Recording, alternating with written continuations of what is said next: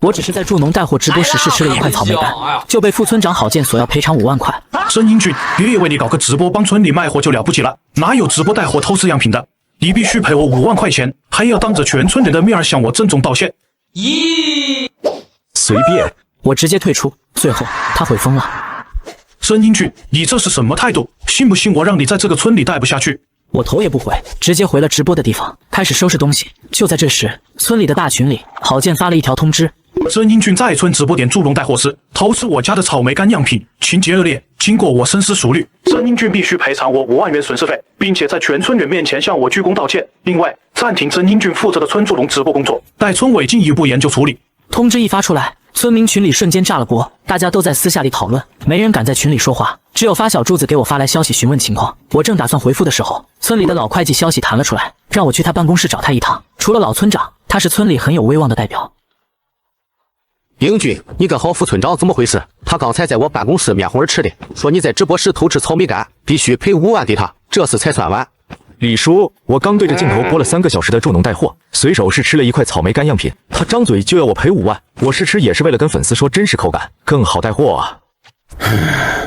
哎，村长最近去镇上参加乡村振兴会议了，现在村里的是郝副村长说了算，你现在去跟他低头认个错，再赔点小钱，这事就算翻篇了。我没错，为什么要道歉赔钱？见我态度坚决，李会计脸色铁青的让我离开了。出了办公室，我再次收到了柱子的消息：郝建太过分了，这明显是故意针对你，你打算怎么办？凉拌，等着下周1的全村大会。你还真要去检讨啊？全村几百号人，多丢人啊！丢人是一定的，但未必是我。郝建是想让我干不下去助农直播，我倒是要看看最后后悔的会是谁。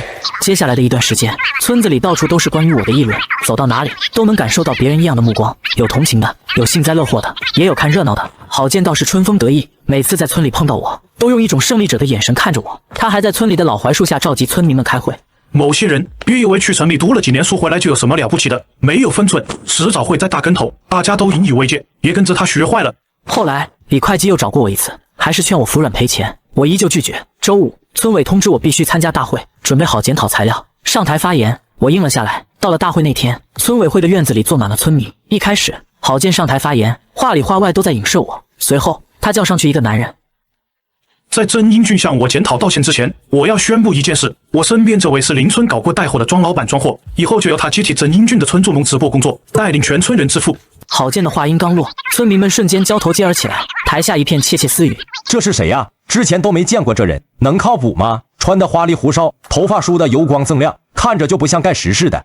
就是再说他一个外乡人，能懂咱们的土特产吗？降一降，妇女！大家安静，庄老板可是邻村有名的带货人员，做过好多年直播，比曾英俊这种毛头小子靠谱多了。曾英俊，你还愣着干什么？赶紧上台来做检讨，当着全村人的面，好好向我认错道歉。真英俊是吧？没听到郝副村长的话吗？还想让我们下去请你啊？赶紧上来，当着全村人的面向郝副村长好好认个错，兴许还能考虑让你留下给我当个打杂的。英俊，这装货一看就跟郝建穿一条裤子，俩人没一个好东西，你这样上去啊？这摆明了是挖坑让你跳。我递给柱子一个眼神，示意他放心，然后走上台去。装货在给我递话筒的时候，故意往我身边凑了凑，用只有我俩能听到的声音说：小子，识相点就滚蛋，这助农直播的活不是你能做的，趁早把位置让出来，省得挨收拾。各位叔伯婶子、大爷大妈，我今天站在这里不是道歉的，而是来给自己讨个公道的。我放弃城里的稳定工作，回村做助农直播，这是大家有目共睹的。是吃那块草莓干，纯属为了带货。结果郝副村长张嘴就向我要5万块，大家评评理，这是到底是谁有错？曾英俊，你现在是偷吃还不承认？我辛辛苦苦种的草莓，从育苗、摘果，再找加工厂做成草莓干，其中投入的成本和辛苦根本算不清。我家拿过去的样品是用来展示的，不是让你随便吃的。你吃了就是损坏财物，得赔钱。明知道规矩还犯，就是错。这么多家都做草莓干，上面写你家名字了吗？而且一直都没有直播不能试吃的书面规定，你现在说有规矩，这规矩是你什么时候定的？你拿得出证据吗？郝建，你敢当着全村人的面说这个样品不能吃的规矩，不是你为了针对我临时编出来的吗？你别忘了我也是干直播的，做直播的样品都是只能看不能吃的，这是行规。真英俊，你连基本的行规都不懂，还敢做直播？这是啥行规？不是吃，展示给直播间的观众看，谁会下单？真是目光短浅。不是每一个卖食品的带货直播都需要主播试吃，样品就是展示品，随便吃就是没规矩。不信的话，自己去多搜几个直播看看。真英俊少转移视线，做错事的人就是你。我是副村长，我说了算，就是有样品不能试吃的规矩。你赶紧赔钱，不然今天别想走。行，就算按你说的，我吃了样品是错，那你张口就要我赔5万块，这钱是怎么算出来的？1块草莓干成本才多少钱？就算是最贵的草莓干，对外售卖1斤也就不到150元，你要我赔5万，这不是狮子大开口是什么？你到底是想让我认错，还是想讹我钱？5万块就1块草莓干，这也太黑了吧！还跟他说什么？直接报警！郝建这分明是讹人啊！可好，英俊的确是吃了啊。英俊这几个月帮村里卖了不少货，咱们各家都赚了钱，他倒好，反手就讹英俊的钱，太不地道了。对，都别吵了，我要他赔5万，是因为他偷吃样品还没把货卖出去，这5万块是我的精神损失费。我不信你就没看过后台数据，这几个月你家的草莓干卖了多少？你心里没数吗？大家看，这是我这3个月的直播销售记录，光郝建家的草莓干就卖出去了2万多包，比去年他自己摆摊卖1年的都多。他不说谢谢我，反而要我赔精神损失费。既然如此，这直播我不干了。嘿，不干正好，本来还想可怜可怜你，留下当个打杂的，给你口饭吃。可你没有接住破天富贵的命，赶紧收拾东西滚蛋。英俊，你别犯傻，大伙都支持你，有话好好说。对呀，英俊，你可不能不干啊！你走了，咱们的货还咋卖呀？小珍是郝建那小子不是人，你别跟他置气，咱全村人都站在你这边。台下的村民们也瞬间反应过来，一些年长的人纷纷开口挽留我，但也有些不同的声音。依我看，这个庄老板像是很有经验的样子，不如咱们让他试试。我也觉得，郝副村长不是说他能教咱们吗？英俊之前都没时间教咱们。俗话说，授之以鱼不如授之以渔。加我一个。听到这些话，郝建的脸上露出一丝窃喜。真英俊，说出去的话可就像泼出去的水，是收不回来的。我刚才可没说让你直接退出，只是说让庄老板接下你现在的工作而已。现在是你自己主动要退出，我可没明确赶过你。听不懂中文，我确定不干了。各位村民们，既然郝副村长早有准备，那我哪有不成人之美的道理？那就让郝副村长和庄老板大展身手，看看能不能真的带领全村致富。既然真英俊已经把话说到这个份上了，那我也不勉强他了。村里的助农直播工作就正是由庄老板全权接手，以后庄老板说怎么干就怎么干，大家必须都要配合。我不配合，除非英俊继续干，不然我家的板栗一颗都不卖。对，我家的地瓜干也一样，反正保质期都长。请各位老乡们相信我，我可是有5年带货经验的人，不比那种刚出社会的毛头小子有实力。以后啊，就由我来接替他，帮咱们村做助农直播，保证让大家的货卖得更多，赚得更多。为了让自己的话听起来更有说服力，庄货还从口袋里掏出几张打印出来的所谓直播业绩单，在台上晃了晃。大家看，这都是我以前的业绩，有图有真相，假不了。只要大家把货交给我，我保证让大家满意。有些村民凑上前看了看，虽然看不懂上面的数据，却被庄货的架势唬住了。要不就给庄老板个机会吧，要是真能卖出去，也挺好。要是卖不出去，再想别的办法也行，反正我之前也是做零售的。你们糊涂啊！英俊之前帮咱们忙前忙后，你们都忘了吗？李大哥说的对，英俊为了咱们村的货熬了多少夜，跑了多少路，你们都忘了。现在就因为别人几句花言巧语，就想换个人，你们对得起英俊吗？可此时利欲熏心的郝建和巧舌如簧的庄货已经把一部分村民说动了。郝建见势立刻拍板，少数服从多数，这是就定了。愿意把货交给庄老板的，今天下午就把货送到直播点，晚上就开始直播，让大家看看庄老板的本事。当然不愿意的，那也没人逼你，就守着自己的货，自己找销路去吧。这话一出，那些想试试的村民立刻应和，只有李大爷、王婶、张叔等几个和我交心的老村民气得扭头就走。原来我这么久以来的真心付出，在一些人眼里，终究抵不过几句花言巧语和对利益的贪念。既然大家已经做了选择，那我也没什么好说的。从今往后，村里的助农直播，我不再过问，大家好自为之。说完，我转身就走，没有丝毫留恋。柱子想跟上来，我摆了摆手，让他留下。郝建和庄货看着我的背影，脸上露出了得意的笑容。我前脚刚回到家，柱子就来敲了门。英俊，对不起，我没拦住他们。那些人被郝建和庄货哄骗了，我跟他们吵，他们也听不进去。这和你没关系，他们想试试就让他们试试吧。可那庄货看起来有点不太靠谱啊。我已经不干了，村里的事我不好再插手，但这些土特产都是大家的心血，我也不忍心看着他们被霍霍。这样吧，要是真出了什么事，我能帮的还是会帮一把，但前提是他们得认识到自己的错误。他们就是太犟，不撞南墙不回头，就让他们吃点亏，长点记性也好。而另一边，村委会的直播点已经堆满了村民们送来的土特产。看着堆成小山一样的土特产，郝建和庄货眼里闪着贪婪的光。这些货销量特别好，之前都是供不应求，那些村民不懂数据，所以每一单都能捞不少油水。之前那个真英俊不识趣，庄老板你可别跟他学啊！对，咱俩联手，天下无敌。今天晚上我就让他们看看我的本事。庄货嘴上这样说，但心里其实一点底都没有。他根本就不是什么带货能人，所谓的直播业绩单都是他从网上找图片 P 的。他以前在城里做的直播都是卖些假冒伪劣的小商品，骗点小钱，根本没做过助农直播，连直播间的基本操作都不太熟练。但他现在也只能装模作样。好，副村长，你去叫几个年轻的帮忙搬货，布置一下直播间，我研究一下直播设备。庄货坐在手机前捣鼓了半天，才勉强研究出一些皮毛。直到晚上7点，第一场助农直播正式开始。他对着镜头学着我的样子，想介绍手里的草莓干，却连草莓的品种都说不上来，甚至在直播期间多次报错价。庄老板，价格报错了，真英俊以前卖的是15块钱一包，买2包送1包。提他干什么？现在是我在直播卖货，我说多少就是多少。直播间的家人们，福利来了，黑本大甩卖，错过今天再等1年，赶紧下单，手慢无了。可直播间里观众寥寥无几，一些还是郝建发动村里的亲戚朋友进来撑场面的，根本没人下单，连评论都没几条。这时庄货急了，开始乱许诺：家人们，只要今天拍，今天发，顺丰包邮，坏了包赔。他根本没记住村里的快递合作的是普通快递，而且现在货堆的这么多，根本不可能当天拍当天发。郝建在一旁看着，心里也开始打鼓，小声问：这咋没人买啊？你不是说你很厉害吗？别急，直播才刚开始，人气还没上来呢，等会儿人气上来了，订单自然就来了。可时间1分1秒过去，直播间的人气不仅没上来，反而越来越少，到最后从晚上7点播到晚上11点，4个小时一单都没卖出去，甚至得到了不少质疑。这主播咋一问3不知？他不是个骗子吧？这土特产也没个细节镜头，还是别买了。我记得之前从这个直播间买过这些货，但不是这个主播，为啥把那小伙子给换了？我就喜欢听他介绍东西。我之前也是在那个主播直播时下单了很多，他介绍的很详细，还很有耐心，说话也有感染力。庄货一看苗头不对，立马气急败坏地关掉直播。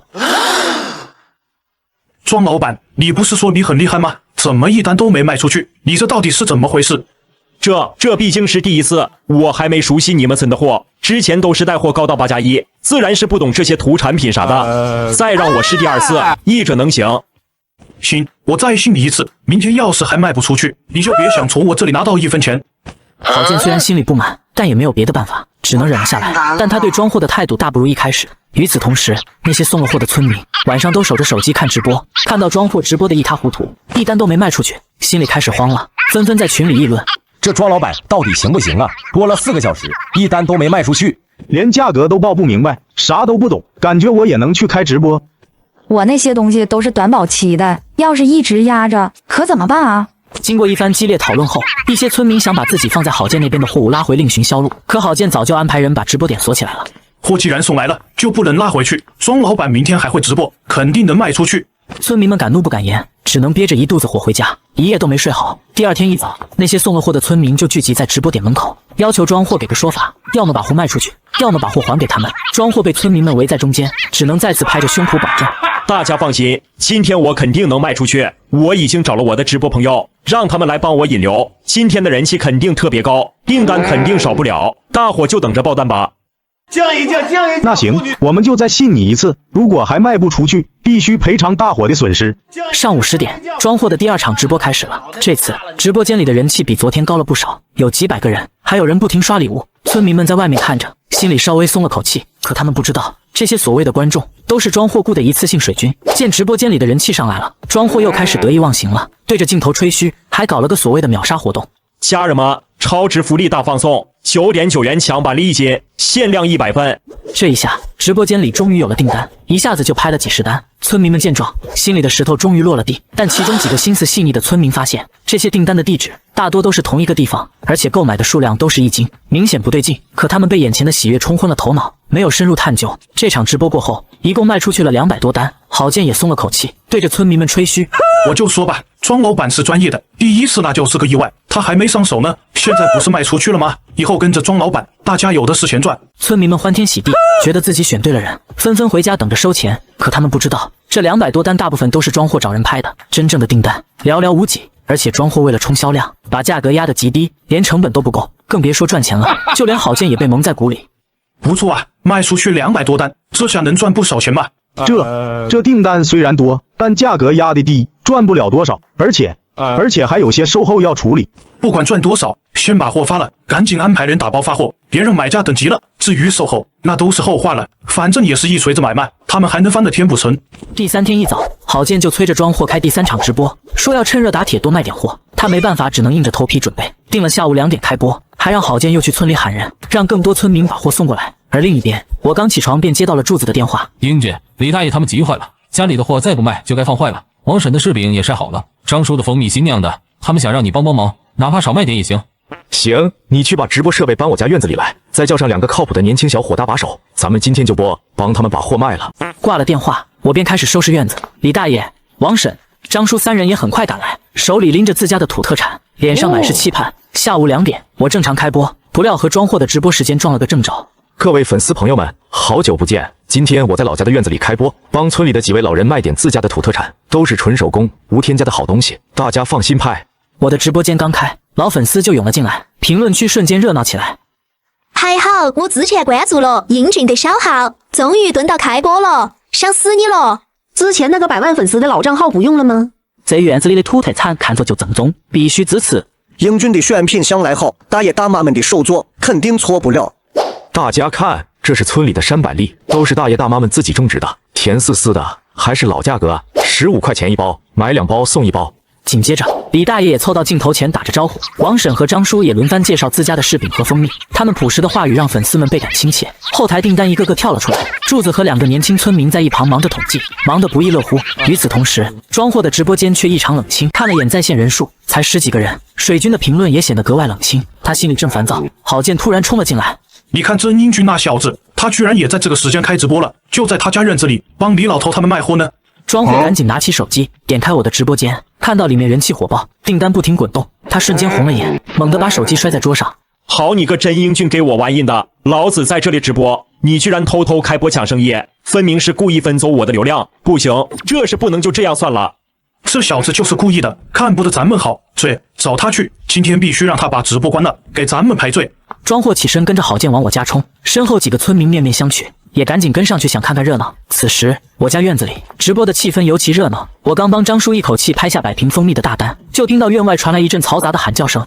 曾英俊，你给我出来！出来单挑！各位粉丝稍等，有点小事处理一下，马上回来。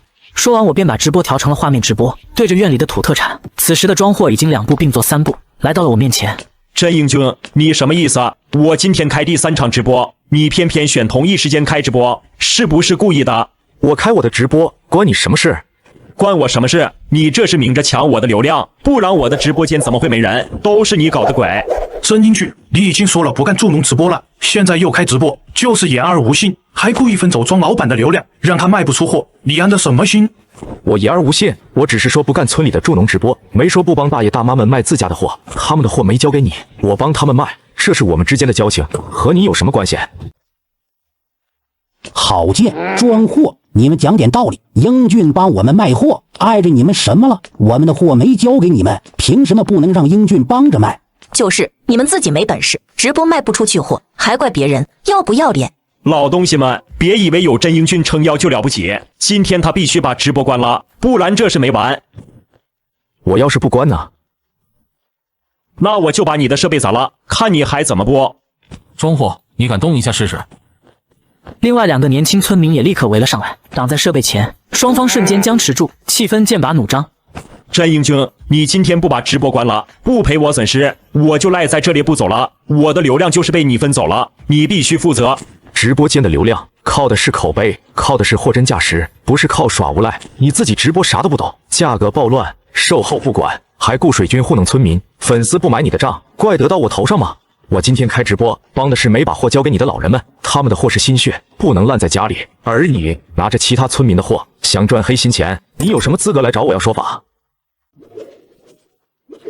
不管怎么说，你就是故意和我对着干，就是分走了我的流量。我看你是自己没本事，找借口罢了。你要是真有带货的本事，哪怕我开10场直播，也影响不到你。说到底，就是你自己不行。身后跟着的几个村民听着我的话，也纷纷点头，小声议论。英俊说的对，是庄或自己没本事，只有我觉得他的业务能力没有英俊厉害吗？就是人家帮老人卖货，也没挨着谁，庄货这是无理取闹。大家别被真英俊骗了，他就是故意搅局，扰乱市场，想让庄老板卖不出货，然后他再回来抢位置。我稀罕那位置吗？当初是你们把我逼走的，现在我只想帮大爷大妈们卖货，没想过再掺和村里的直播。倒是你们拿着村民的货干的什么事，自己心里清楚。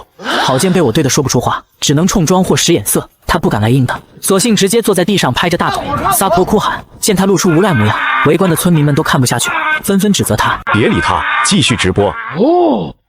各位粉丝，让大家久等了，刚才有点小插曲，咱们继续卖货。今天所有订单都给大家多送1包山楂条，这都是乡亲们的货，真英俊你凭什么擅自做主送？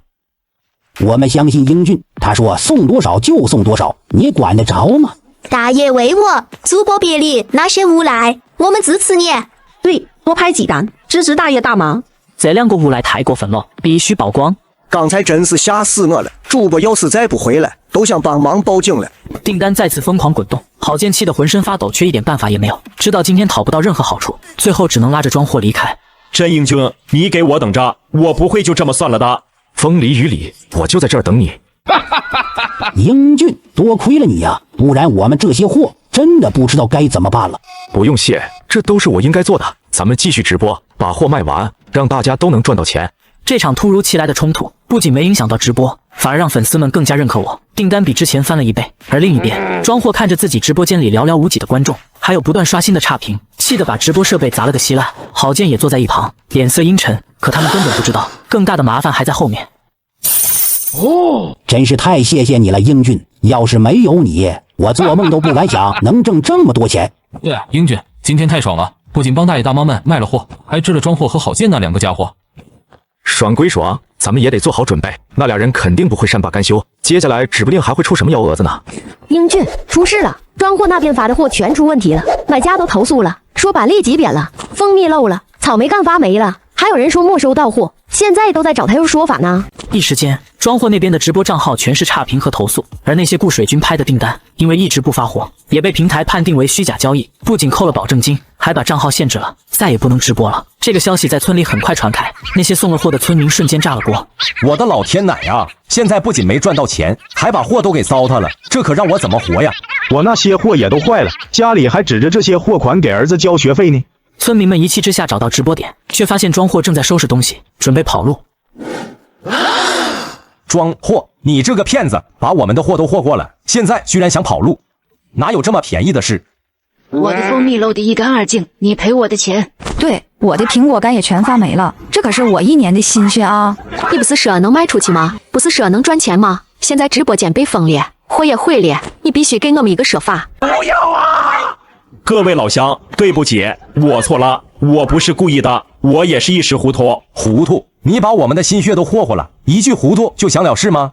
一个村民气得满脸通红，抬手就要打庄货。就在这时，得知消息的郝建跑了过来。大家安静，安静，不就是一点破损吗？多大点事？庄老板已经在处理了，大家稍安勿躁。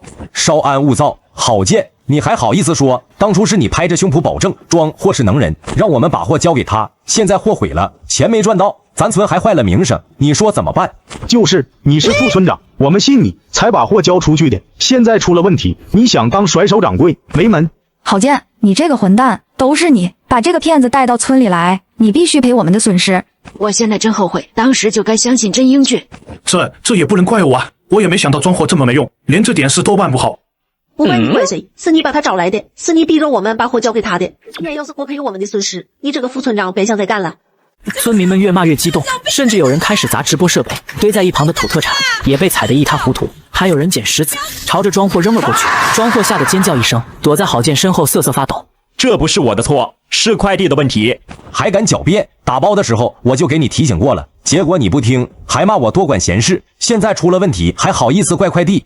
我也没想到会这样，我已经联系快递了，他们说会赔偿。赔偿多少？什么时候赔？我这一袋板栗成本就50多，加上运费，损失100多，你让快递赔，他们一单能赔几块钱，更何况这么多。大家别闹了，这事我来解决。庄老板会把大家的损失统计一下，然后给大家赔钱。什么时候赔？这几天就赔。不行，必须现在给个准信，到底赔多少，什么时候给？就是别想拖延时间，今天不把话说清楚，我们就不走了。就在这时，庄货突然推开郝建，撒腿就想往外面跑。他心里清楚，这些村民的损失加起来少说也有几十万块，自己根本赔不起，只能跑路。可他刚跑到门口，就被2个年轻村民拦住了去路。想跑没那么容易，把我们的损失赔了再走。放开我，我没钱赔，这都是郝建的主意，跟我没关系，你们去找他。跟你没关系，庄货，你胡说八道什么？当初是你拍着胸脯说能卖出去，能赚钱的，捞了油水，咱俩对半分。现在出了问题，你想甩锅给我？本来就是你的错，是你让我来村里做直播的，说村里的货好卖，是你让我压低价格冲销量的。现在出事了，你倒想让我一个人扛？闷闷。俩人瞬间吵了起来，互相指责，把当初的勾当全说了出来。村民们越听越气，原来这俩人从一开始就是想合伙骗钱，根本没打算真心帮村里卖货。好啊，你们俩居然合伙骗我们，我今天非要好好教训你们不可。整个直播点乱成了一锅粥，而那些当初坚决不把货交给庄货的老村民们，听到动静也赶了过来，看到眼前的一幕，心里既气愤又惋惜。你们这2个家伙，不仅把咱们村的脸都丢尽了，还把大家的心血都霍霍完了。这都是大家起早贪黑种出来加工出来的，就这么被霍霍了，今年的收成算全完了。我真傻，当初就该听李大爷的话，不该信郝建和庄货的花言巧语。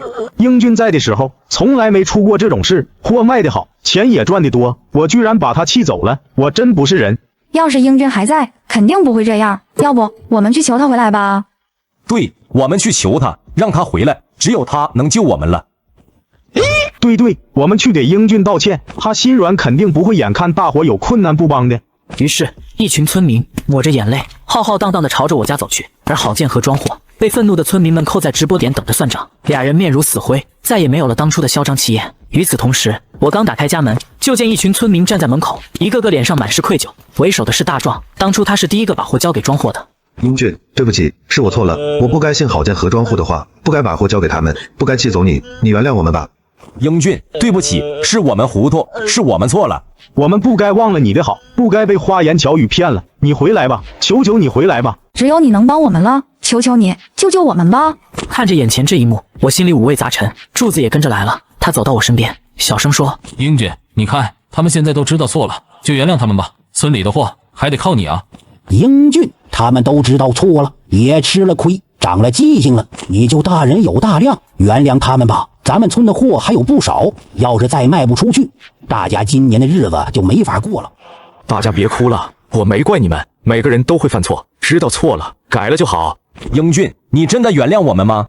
啊，对，英俊，谢谢你不怪我们。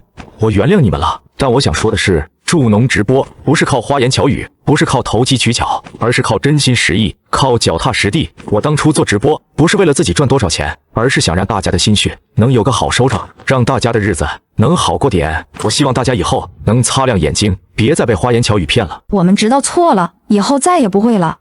英俊，那你愿意回来吗？愿意继续帮我们做直播吗？我当初离开是因为寒心，但现在看到大家知道错了，看到大家的心血被霍霍，我也不忍心。只要大家相信我，愿意跟着我好好干，我就回来继续帮大家做助农直播，把剩下的货卖出去，尽量帮大家挽回损失。太好了，英俊愿意回来了，大伙相信你，以后保证都跟着你好好干。英俊，你说怎么干，我们就怎么干，再也不指手画脚了。大家先别高兴得太早，现在还有很多事要做。首先，我们要去直播点，把剩下的货整理好，看看还有多少能卖的。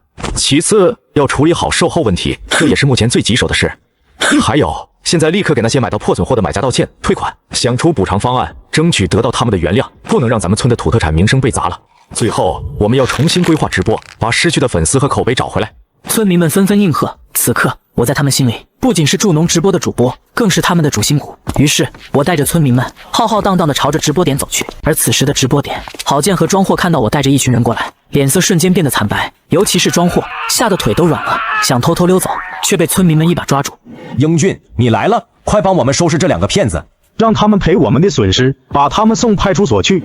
郝建、庄货，你们为了一己私利，坑害全村村民，把大家的心血毁坏了。你们说这账该怎么算？真英俊，我错了，我一时糊涂，被猪油蒙了心，你原谅我吧，我以后再也不敢了。我不该骗大家，我愿意赔偿，求求你别把我送派出所。要是进局子了，我以后在这十里八乡的还怎么能抬得起头来？赔偿？你们拿什么赔偿？一个人就损失几万块，这么多人的损失，你们赔得起吗？庄货哑口无言，他就是个无业游民，根本没什么钱，别说几十万块，就连几千块他都拿不出来。郝建虽然有点积蓄，但也根本不够赔偿村民们的损失。就在这时，一个沉稳的声音突然从门口传来：“都别吵了。”所有人的目光都朝着门口看去，只见老村长快步走了进来，身后还跟着镇里乡村振兴办公室的张主任。老村长刚进村就听到了村里的动静，还碰到了来村里调研的张主任，俩人一路打听，才知道发生了这么大的事，立马赶来了这里。郝建看到村主任和张主任，仿佛看到了救命稻草，赶紧爬过去，抱着村主任的腿：“主任，你可回来了，快救救我！我错了，我真的错了，也救救我，我再也不敢了，求求你们原谅我。”老村长看着眼前一片狼藉的直播点，还有被糟蹋的土特产，以及愤怒的村民，又看了看跪在地上的郝建和庄货，脸色铁青，气得浑身发抖。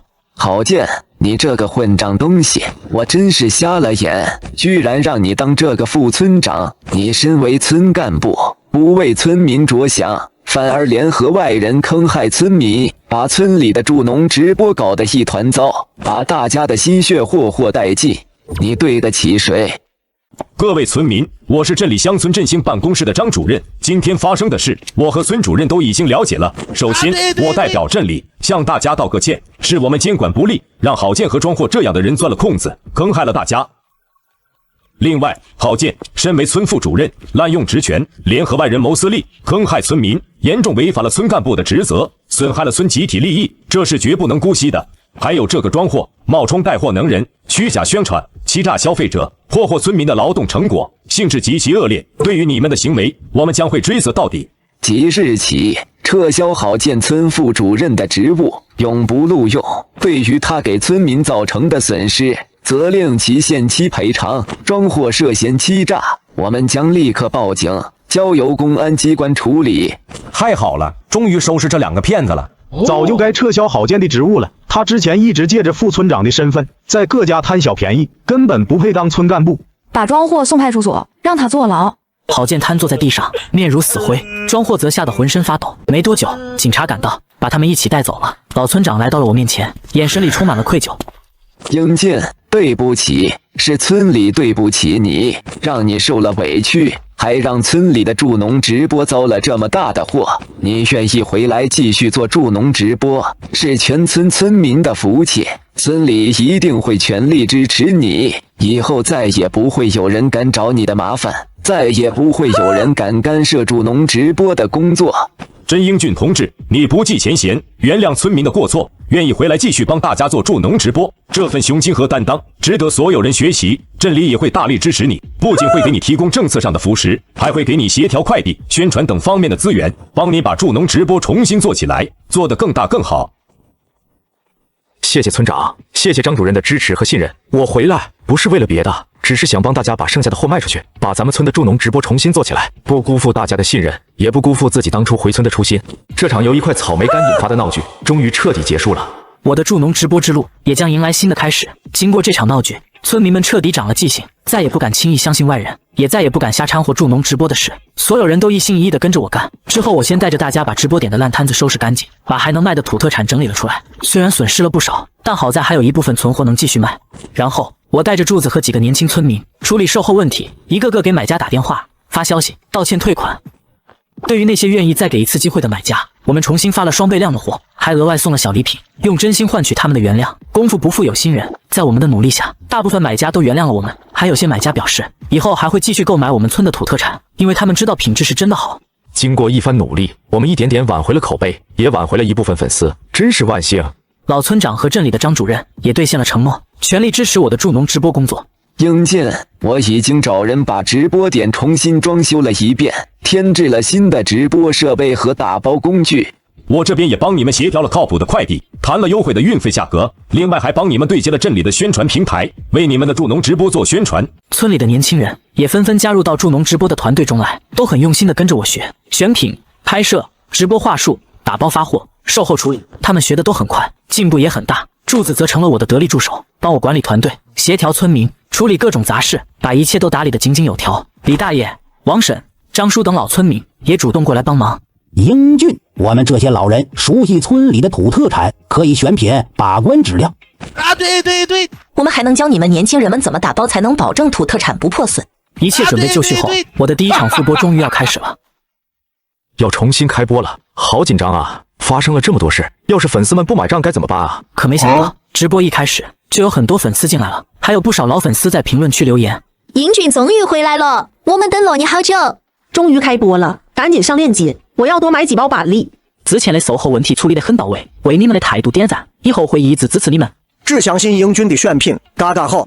看着评论区里温暖的留言，我心里的石头终于落了地，也更加有信心了。这场直播开播不到2个小时，就卖出去了上万单，而郝建和装货的案件也在警方的调查下快速推进。半个月后，案件移交检察院审查起诉。警方查明，郝建利用村副主任的职务便利，与装货串通，试图从中做假账、吃回扣，最后导致23户村民的土特产毁坏，价值共计56万元。开庭那天，村里不少村民都跟着去了法院旁听。法庭上，郝建和装货还在互相推诿。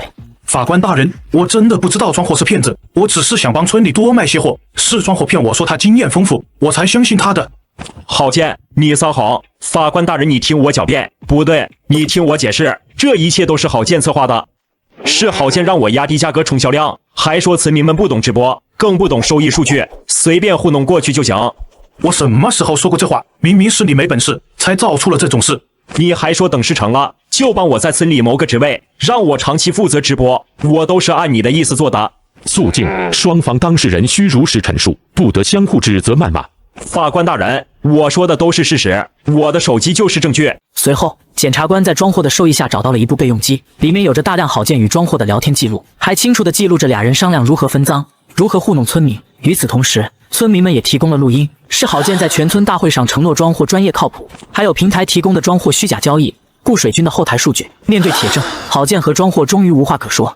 郝建犯诈骗罪，数额较大，且利用职务便利实施犯罪，酌情从重处罚，判处有期徒刑2年。装货犯诈骗罪，数额较大，判处有期徒刑1年8个月。听到判决结果，旁听席上的村民们纷纷拍手叫好。可事情并没有就此结束。由于郝建的家里本来就不富裕，他被拘留后，妻子带着孩子回了娘家，家里只剩下年迈的父母，根本拿不出钱。装货更是无业游民，没有固定收入，名下也没有任何财产，因此赔偿款成了一笔死账。村民们得知后，再次炸了锅。没钱赔偿，那我们的损失就白受了。不行，必须让他们赔钱。郝建还有房子呢，能不能拍卖他的房子抵债？郝建现在住的房子在他父母名下，法律上不能强制拍卖。装货那边更是一穷二白，强制执行也没什么结果。那怎么办？我们的血汗钱就这么打了水漂？各位叔伯婶子，我有个提议，不如等他们刑满释放后，让他们用劳动来偿还这笔债务。行，就按英军说的办，但必须让他们写保证书，出狱后必须回村里干活，不能跑了。2年后，郝建刑满释放，他不敢回村，在县城的桥洞下凑活了一夜。而装货并没有出狱，因为在服刑期间，他又被查出入狱前还涉及另外一起诈骗案。一段时间后，郝建实在无处可去，硬着头皮回了村。此时的村子已经在我的带领下有了翻天覆地的变化。郝建看到后目瞪口呆，后来他主动找上我道歉，我顺势提出了那个提议，他果断接受。此后在村里用自己的余生改造，